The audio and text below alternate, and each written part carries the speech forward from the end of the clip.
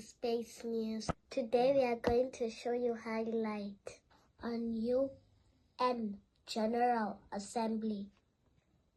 The Assembly will hear an address by His Excellency John Dramani Mahama, President of the Republic of Ghana.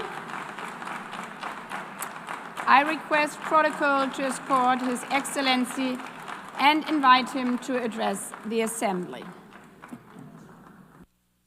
Thank you, Madam President, Mr. Secretary General, Excellencies, ladies and gentlemen. At this 80th session of the United Nations General Assembly, I'd like to speak about Africa's role in the future of this organization. However, it's impossible to do that without first considering the collective role that Africa played in its founding, which was small and relatively insignificant. Of the 51 member states involved in the founding of the United Nations in 1945, only 4 were African: Egypt, Ethiopia, Liberia, and South Africa. It is important to point out that the United Nations came into being in the aftermath of World War II because of the inability of its predecessor, the League of Nations, to avert a large-scale global conflict, which had been its guiding purpose when it was founded in 1920 at the end of the First World War. Out of the 42 founding member states of the League of Nations, only 3 were African. The Assembly will hear an address by His Excellency William Samoei Ruto, President of the Republic of Kenya and Commander-in-Chief of the Defense Forces. I request protocol to escort His Excellency and invite him to address the Assembly. Madam President, the President of the 80th session of the UN General Assembly, Madam Annalena Baerbock, Secretary General of the United Nations, Antonio Guterres, Excellencies, Heads of State and Government, distinguished delegates, ladies and gentlemen. I congratulate you, Madam President, on your election to preside over the 80th session of the UN General Assembly. Madam President, you can count on Kenya's full support throughout your tenure as you steer the Assembly into the future. Ladies and gentlemen, 8 years ago, in the aftermath of the unprecedented global destruction and devastating war, the international community came together in hope. They created this organization, the United Nations, as a shield against the horrors of war, as a platform for dialogue, and as a bridge to a better, fairer, more secure global community. What is often forgotten or not mentioned today is that the United Nations grew out of the failure of the League of Nations that existed between 1919 and 1945. The Assembly will hear an address by His Excellency Lamin Zein Ali Mahaman, Prime Minister of the Transition Government and Minister of Economy and Finance of the Republic of Niger. I request protocol to escort His Excellency and invite him to address the Assembly.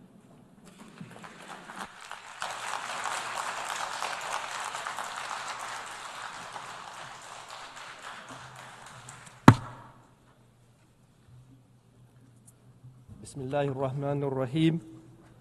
Wa sallallahu ala Nabiyil Kareem. Excellences, Excellencies, Heads of State and Government, Heads of Delegation, Madam President, ladies and gentlemen. It is a great honor for me to deliver on behalf of the sovereign Nigerian people the greetings and the message of His Excellency Army General Abdurrahman Tiani, President of the Republic of Niger and Head of State. At the outset, Madam President, if I may, I'd like to extend to you our heartfelt congratulations on your election to preside over this 80th session of the United Nations General Assembly. Niger would like to assure you that you have our full support as you fulfill your mission. I I now give the floor to His Excellency Sergei Lavrov, Minister for Federation. Madam President, ladies and gentlemen, 80 years ago, the most terrible war in human history came to an end. More than 70 million people fell victim to the fighting, famine, and disease. In 1945, the course of world history changed forever. The triumph over German Nazism, under whose banner most of Europe had rallied, and Japanese militarism paved the way for peace, recovery, and prosperity. This year, Moscow and Beijing held celebrations devoted to the 9th of May and 3rd of September holidays to mark the victory in the Great Patriotic War and World War II.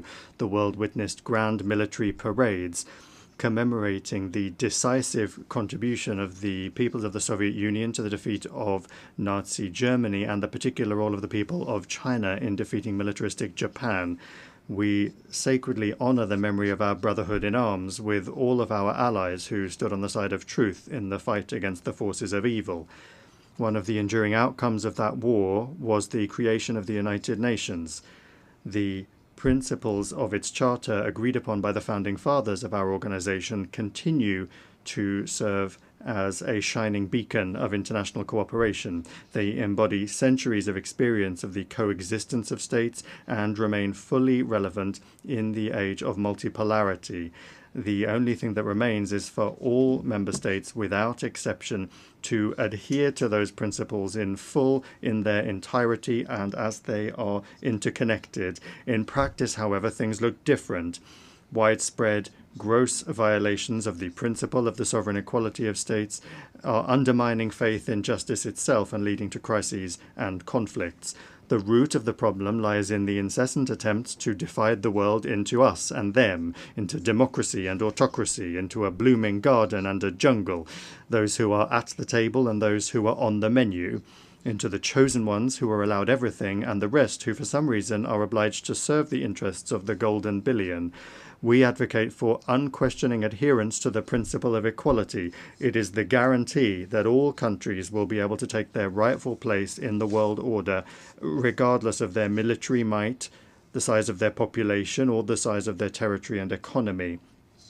The Assembly will hear an address by His Excellency Gustavo Petro Urrego, President of the Republic of Colombia. I request protocol to escort His Excellency and invite him to address the Assembly. President of the General Assembly, this is my last statement as President here, the fourth time. In my first speech, I announced that it was very likely that there would be conflicts in Ukraine and Gaza and in Palestine, and that I suggested that there be a peace conference, but those who don't have bombs or large budgets are not heeded here. Well, 4 years later, the horrific situation in Palestine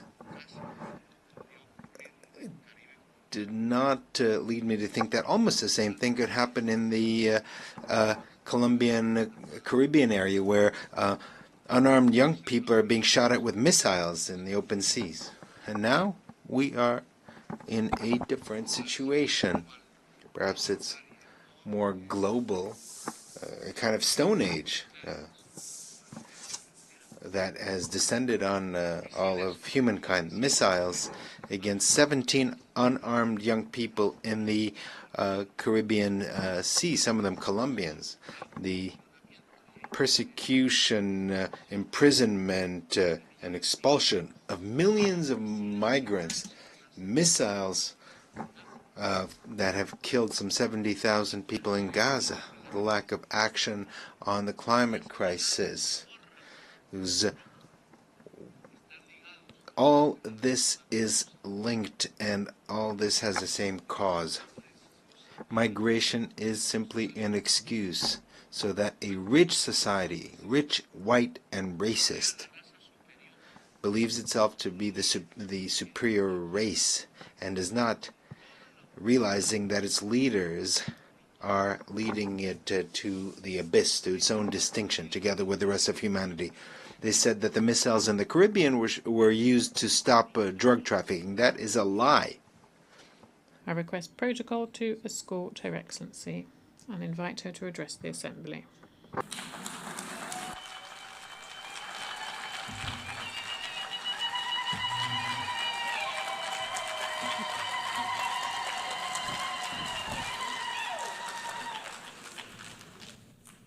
Thank you, Madam President.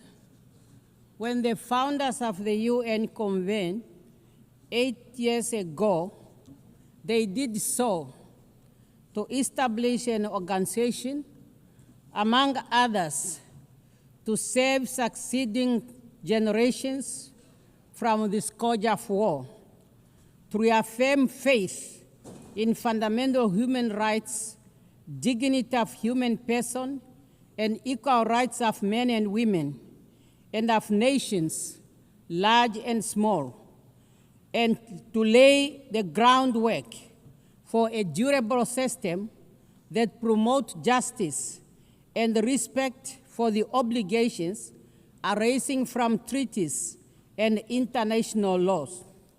While over the following decades, we have become closer to the brink of war, the United Nations has stood the test of time, from decolonization to promoting the right to self-determination, from conflict prevention and securing peace to the provision of humanitarian assistance.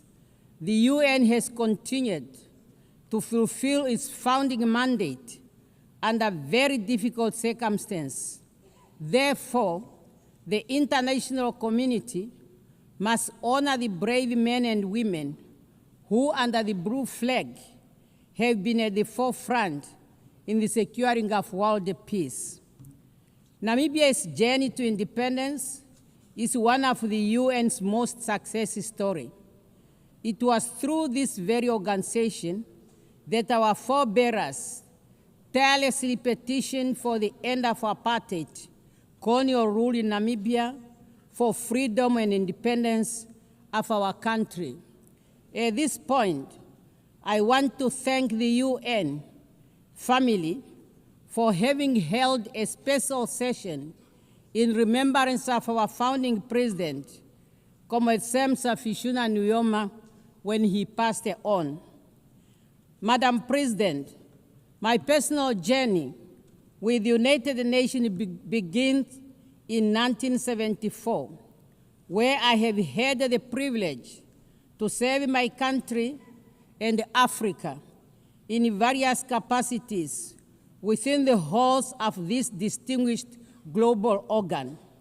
Today, I am deeply honored and humbled to stand before you as the 5th President of the Republic of Namibia, with a mandate to deliver services and to ensure justice of all inhabitants of our country. As a woman, I encourage every girl and woman by affirming that your voice matters, your vision is needed, as it will pave you a way to the helm of whatever institution you are serving. The Assembly will now hear an address by His Excellency Duma Gideon Boko, President of the Republic of Botswana. I request protocol to escort His Excellency and invite him to address the Assembly.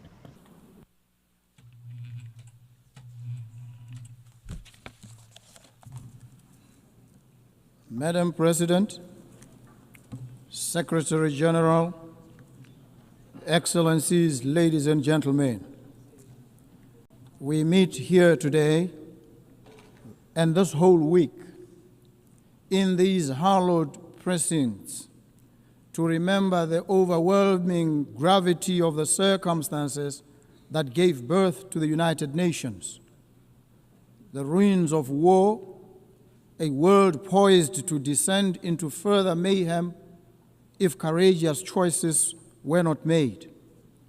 Leaders of great vision and courage stepped up. They realized that the charms and allurements of our unity trumped any tendencies to divide us, and from their conviction that humanity is better together, this institution was born. Their courage and fortitude merit our recurrent admiration. So I stand on this enchanted spot today to express my thanks and the gratitude of the people of Botswana to our forerunners and to all of you. We must recommit ourselves to the vision, peace, development, and human rights for all people in all nations. I stand here today in the composite capacity of citizen of Botswana and as an African. Yes, I am an African, stamp and root. For Botswana, the ideals of the United Nations are not abstractions. They are the foundation of our identity. Since our independence, we've sought to embody democratic governance, respect for the rule of law, including an international rule-based normative order, and the dignity of every human being. We reaffirm today our commitment to the Universal Declaration of Human Rights and to advancing equality, including the protection of indigenous peoples, women and youth within our borders and across our region. Yet we also acknowledge that the pursuit of justice is an arduous journey. My administration has pledged to reform and strengthen institutions, enhance transparency, and root out corruption.